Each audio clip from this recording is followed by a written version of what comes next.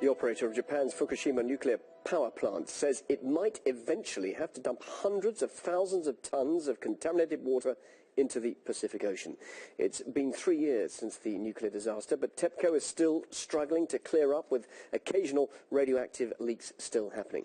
Well, RT has been following the disaster since it began.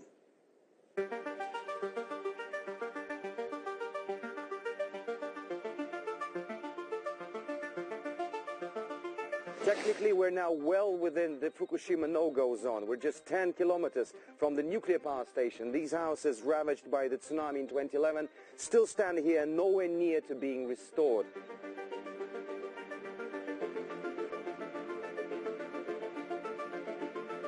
One of the frightening things about this entire incident is that there are no concrete boundaries that can clearly guarantee your safety.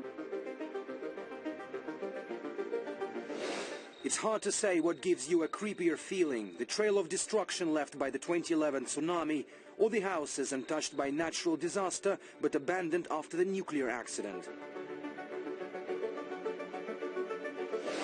Just to give you an idea of the consistency, right now the Geiger counter is reading 3.29 micro-ringgits, which is about 30 times what is more than the accepted level. But if you come down here to where the soil and the mud has collected the radiation, it quickly jumps up, and it's still climbing. Earlier we got a reading of 99 micro-ringgits, which is about 1,000 times more than what is the accepted level of safe radiation.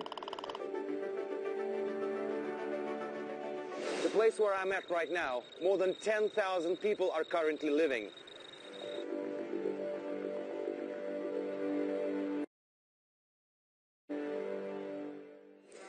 The earthquake and tsunami which hit Japan in March 2011 led to massive radioactive leaks. 6 months later, it turned out that twice as much radiation was released than initial estimates said.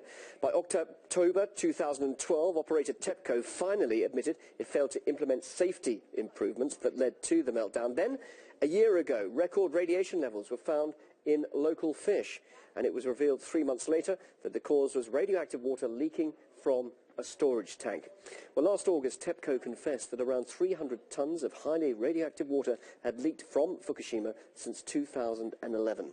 Cristina Consola researches the effects of nuclear incidents, and she says the Fukushima cleanup efforts are poorly managed. Many of the things that they're doing at the Fukushima site are purely cosmetic to have the appearance that there is some kind of decommissioning going on.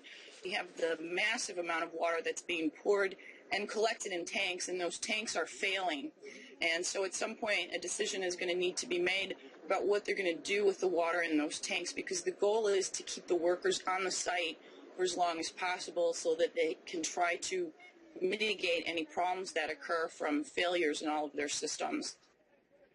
Thousands have been rallying in Tokyo, protesting against the nuclear industry. The Fukushima disaster created up to 300,000 refugees. Cristina Consola says that those people might never return home.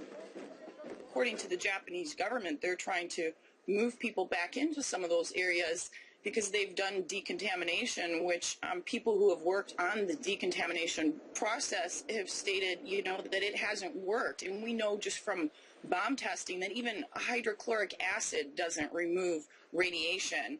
So I think that, that is false information that's being perpetuated by the Japanese government in a way to try to assuage people's fears.